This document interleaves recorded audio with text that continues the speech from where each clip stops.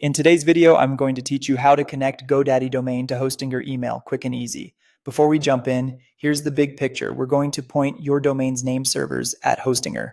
That tells the internet to use Hostinger to manage all DNS for your domain, including the records that make your Hostinger email work.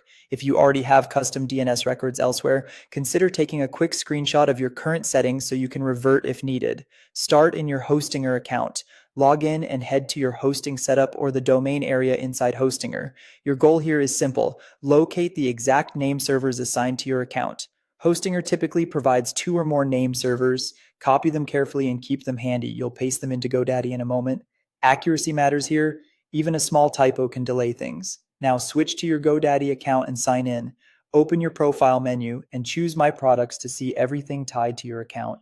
Find the domain section, then select Manage All so you can work with the domain you want to connect to hosting your email. With that domain selected, open the DNS settings. Look for the Name Servers section and click Change or Edit. This is where we'll replace the current name servers. Choose the option that says Use My Own Name Servers. Paste in the hosting or name servers you copied earlier, one per field. Double check spacing, spelling, and any trailing dots or extra characters. When you're confident everything looks right, save your changes. GoDaddy may ask for a confirmation, approve it to apply the update.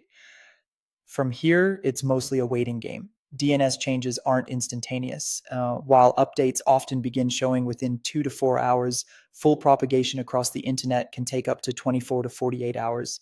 During this window, your website or email may behave inconsistently or be briefly unavailable as different networks cache the new information at different speeds.